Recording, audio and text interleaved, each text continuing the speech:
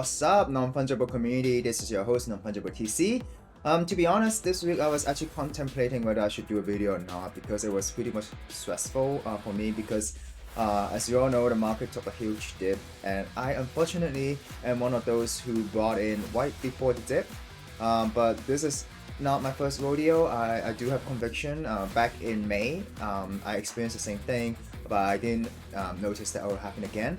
But I think this is always a good reminder that if you're within the crypto space, you always have to manage your risk, only invest what you could afford to lose. So anyways, today actually I decided to take a break on Saturday when the market dipped. I decided to take a break from looking at crypto news, NFT news, and decided to go on Netflix, and I was watching Arcane by League of Legends. And this inspired me to, really want to do a video to share some ideas and some thoughts that I have. So without further ado, let's begin. Today's topic is gaming and storytelling, Thetan Arena and Riot Games. And in the past week, I'm sure that a lot of people have noticed that Thetan Arena has been the hype recently in terms of play-to-earn game. So Thetan Arena is actually a MOBA, massive online battle arena game. And as you can see right now, this is the website. They have 3.7 million players playing the game right now. So the game has just launched for almost a week, and its support is on Android, iOS, and PC. So basically, this is the graphics of the game. Basically, you control a character, a hero with certain skills, and then you could fight within a arena that is against other players. And if you win, you can use those tokens which you could sell on decentralized exchange for money, or you can use these tokens to buy heroes within Thetan Arena. So there are different game modes. You have solo, duo, battle royale.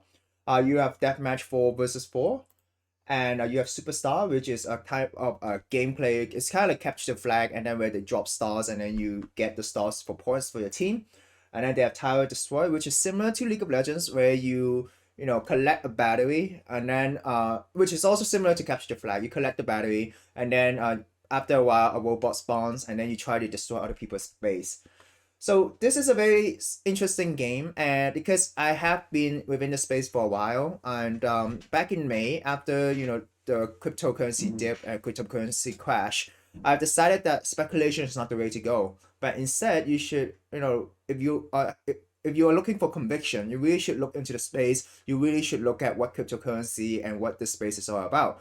So after the May dip, I decided to look into DeFi. I used Aave on Matic, and I looked into blockchain gaming. I played other games such as Neo District and so on.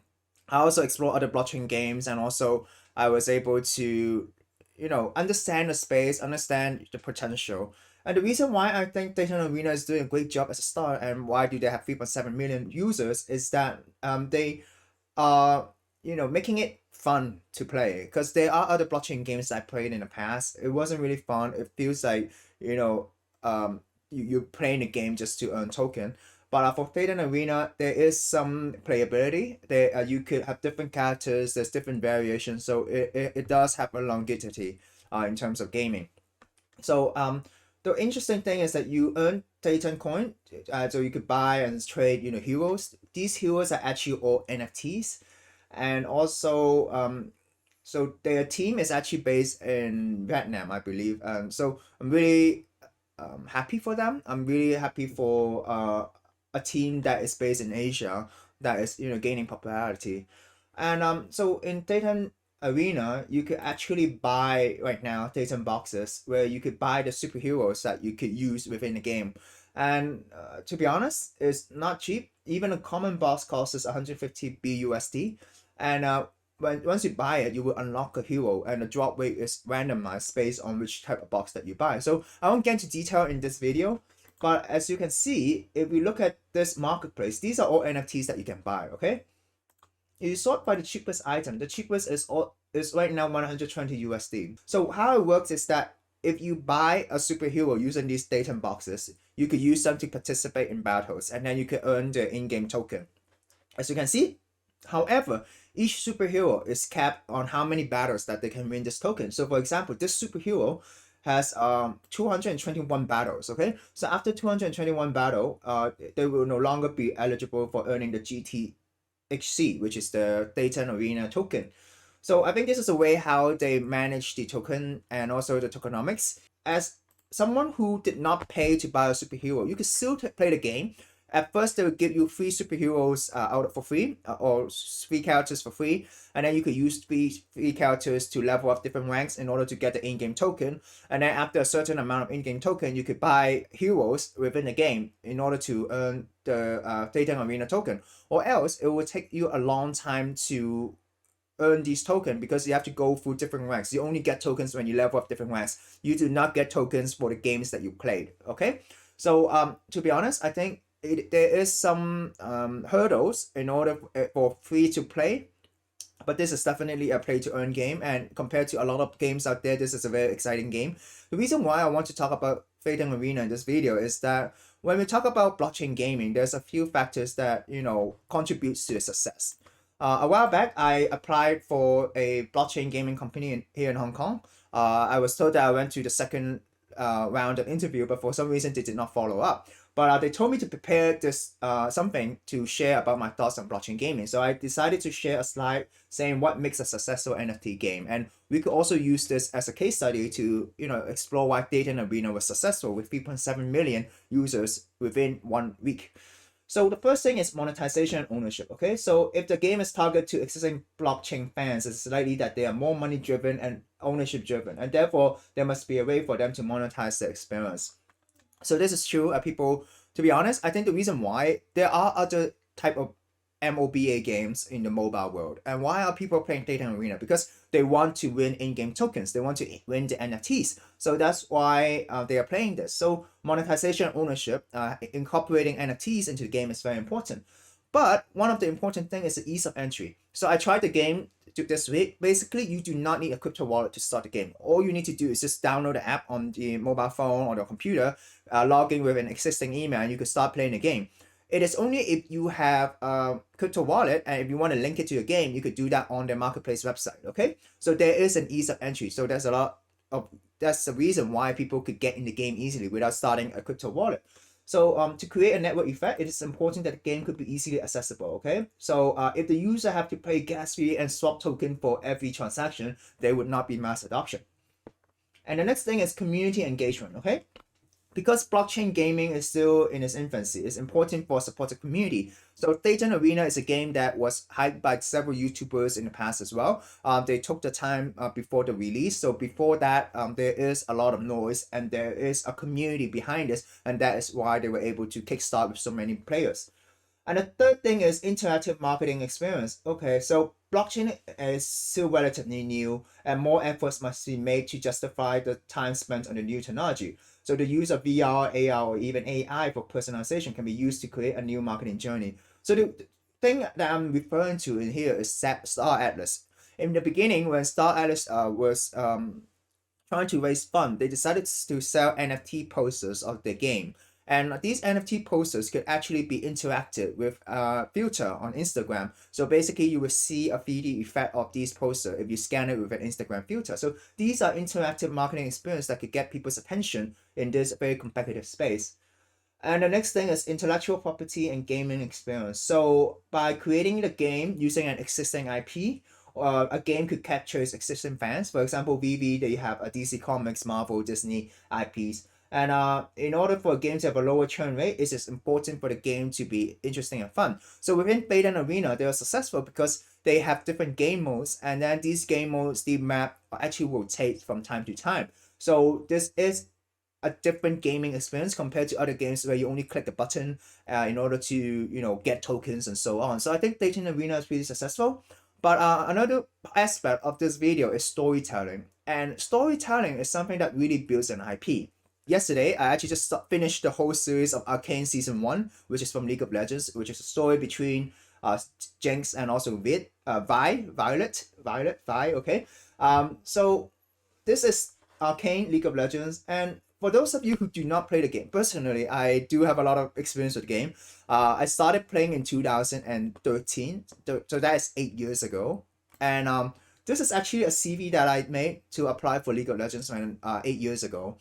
And of course, I didn't make it. Recently, I also tried applying to League of Legends, but as well, I didn't make it. But this is a marketing proposal that I wanted to apply for the World in Beijing. So I was talking about, okay, China is a big market. What are the research that I've done? And then what type of campaign could be done according to this research and the campaign schedule? Which platform should we use?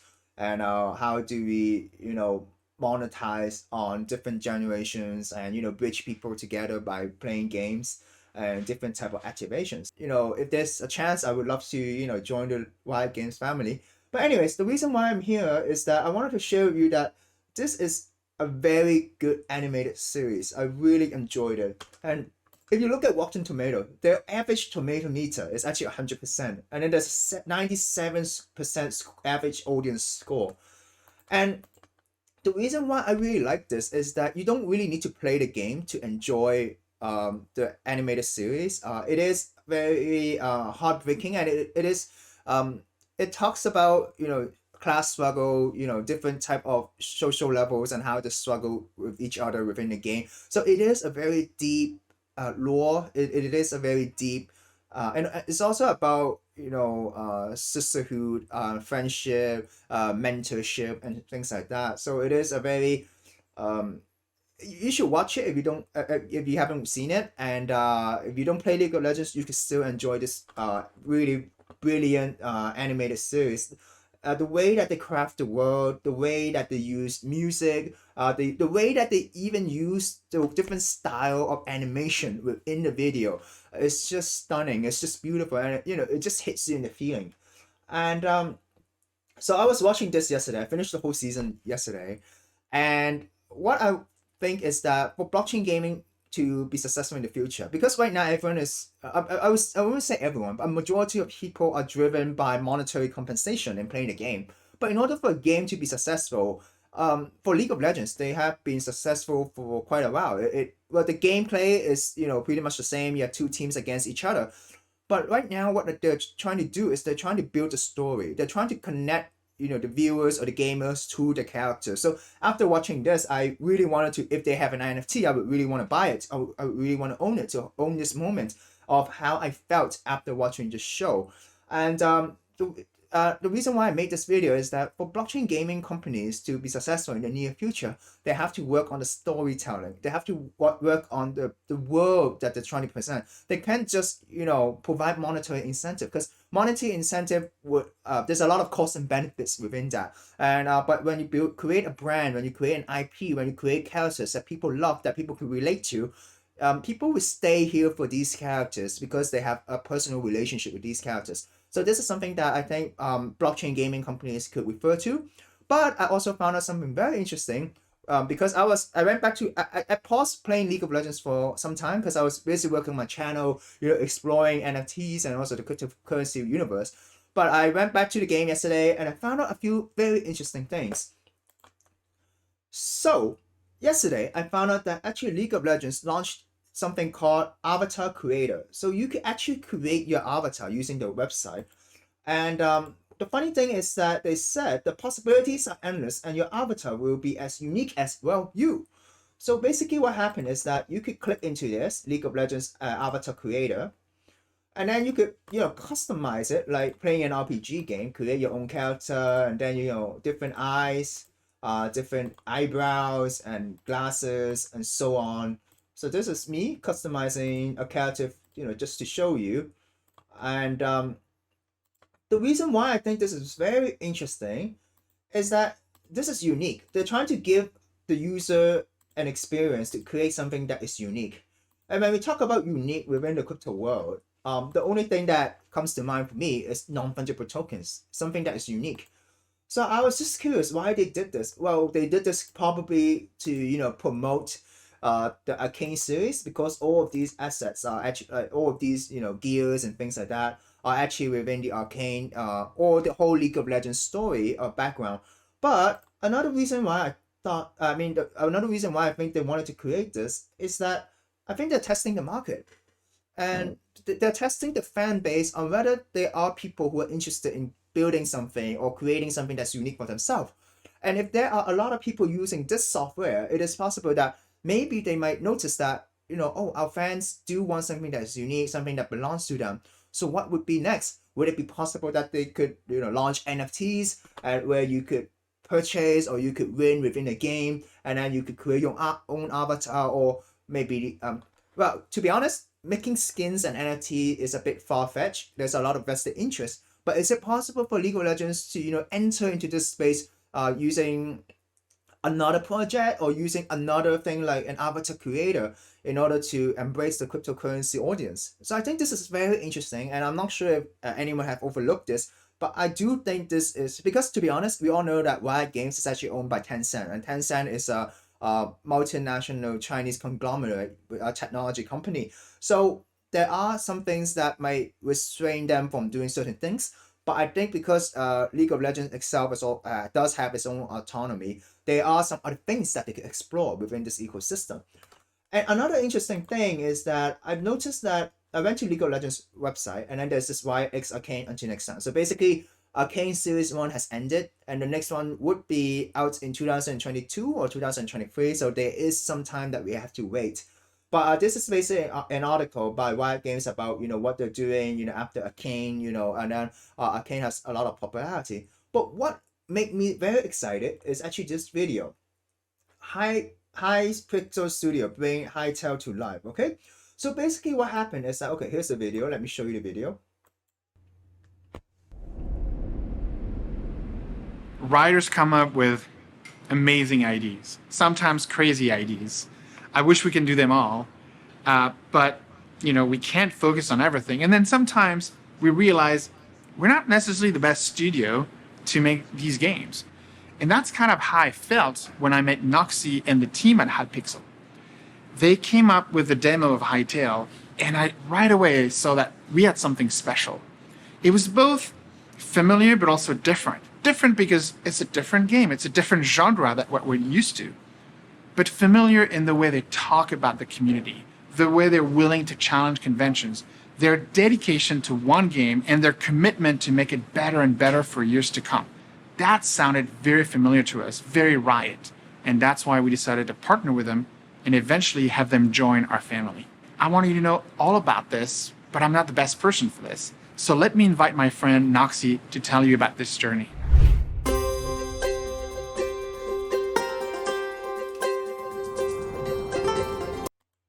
So basically what happened is that Riot Games have decided to partner with a game studio called Hypixel, and then they created a game which is similar to Minecraft, where the user or the community, and within this video they did mention the word community for many times. So you could actually, within a game create your own experiences, and you could create your own world, you could create your own items, something like that, okay? And this really reminds me of Sandbox, okay? Well, not exactly just Sandbox, but also Roblox and also Minecraft, right? And then they said this is actually a derivative from Minecraft. So the reason why I wanted to share this is that this captured my attention, because basically what Riot Games can do is that they could create their own metaverse about, the Riot Games metaverse using this platform. And because it allows the user to have a lot of customization, it allows the user to build a lot of things within the game, there is a big opportunity, which is NFTs, where you could own digital asset, use your digital asset in the game to create your own experience, and so that you can share with your friends. So we can see that right now, publishers, similar to Sandbox, Roblox as well, is that rather than creating the experience themselves, they give the user, they give the community the tools to create their own gaming experience, to share this experience with other people. And the next thing, which is next, would be the metaverse. So after watching this video, I will link all of these links below in the description.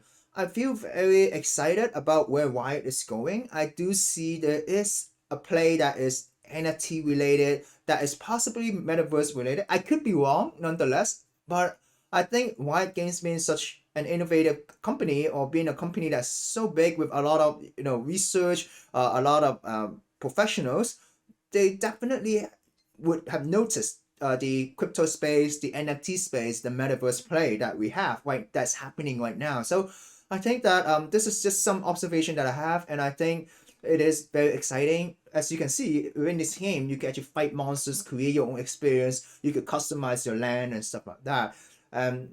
After creating a world, what's next? Make it into an NFT so people could purchase that experience or enter into that experience. And this also gives an incentive to the community and also the creator to build more experiences so that they could invite their friends and more increase adoption.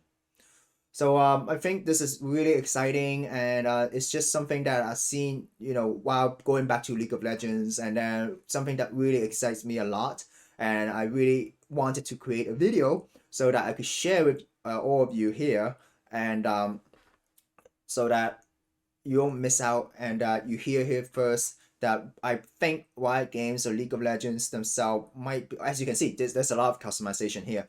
So I think Riot Games, League of Legends might be exploring, trying the waters in terms of NFTs, in terms of metaverse creation. And yeah, why would they just sit there if they see a huge opportunity within the space? And that's it. That's the end of my video today. I just noticed that actually I won't be able to create a video next Saturday and Sunday because I'll be at a Hong Kong design festival, which is called deTour Hong Kong. So what would happen is that I would actually be in a design festival, and I would host a workshop over there. And that workshop is titled The Usefulness of NFTs, Learn to Mint Your NFTs, where I would share my experience in minting an NFT, and I would teach the general public or the people who actually sign up for this workshop, which is free, about NFTs, what is an NFT in the simplest form, how to create your NFT. So next Saturday and Sunday, unfortunately, there will be no video, but I hope you enjoy this one, and I hope you trade safe if you're still trading. I believe that in the short term, yes, it's stressful, but if you look at this in the long term, the fundamentals has not changed. There's a lot of great technology that's happening. There's a lot of good things that's happening in the space. So don't lose hope. And as always, if it's too stressful, go out for a walk, go out for a cycle, play video games, watch Netflix, watch Disney Plus, watch other different type of entertainment, just to relax. Don't stress too much, and do other things.